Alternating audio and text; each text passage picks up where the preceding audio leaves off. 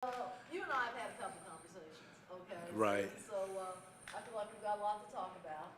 And so I'm going to start the way I start with all the interviews. I'm going to ask you your first and last name. I'm going to tell you to look at me, ignore all these guys, okay?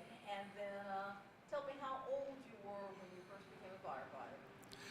Okay, my name is William Harold Hamer, and I was 24 years old when I started on the fire department on April the 1st, 1963.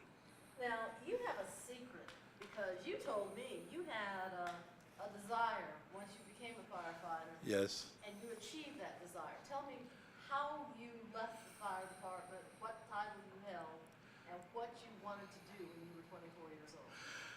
Well, when we started class at the training center, the chief at that time was Chief Hildebrand.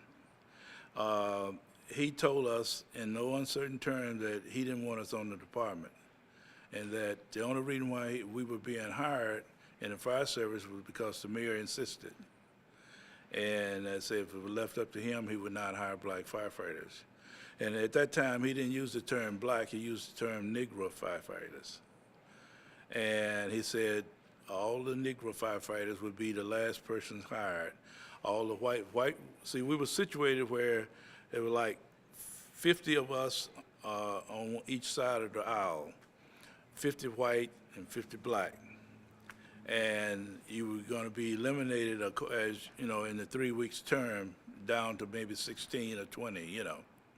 And he said the firefighter is making the lowest score. He said all white would be hired before blacks. It doesn't matter what the score, the grade is from the test.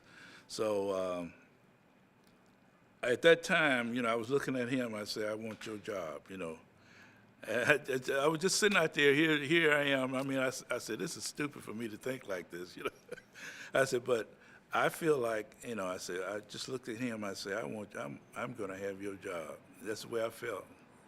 But I couldn't say it to anybody. I couldn't tell anyone, simply because that would have changed my whole status in the fire department. But how long did you stay with the fire department and again, give me your title when you left the fire department? I retired in 1989 as fire chief of the city of Atlanta, first black fire chief of the city of Atlanta, and the first black fire chief of a metropolitan fire department in the United States. Oh, I want to applaud you. I can't because we've got our audio running. Yeah. But what did it take? There were strikes, there was strife, and there was a level of, I have to use the word animosity, that would have broken down most people. Yeah, well, you have to realize at the time it was like very similar to right now. It was almost a depression. There were no jobs for blacks. I mean, at the time, I was in college at the time. I came right out of Morehouse and right into the fire department because I was seeking a job. I was working the time between the fire department, Morehouse, and the fire department. I was working 3 jobs just to take care of my family. Yeah, I had a family, and I had a wife and a kid at that time, and I ended up with 3 kids. But it was very trying times, and I had to take care of my family, so I was willing to do anything. Now, when you say willing to do anything, did you know the environment you were walking into, and who were the 5 leaders of the black community back then? Yeah, well, I hope I can remember and name all of them.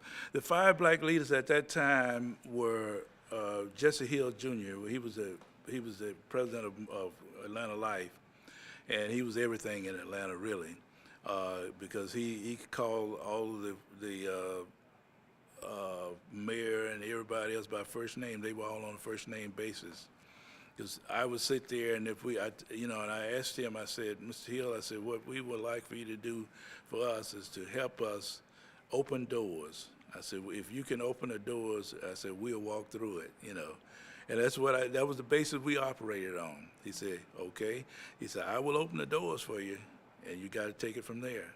And we did, and we did it very well, you know.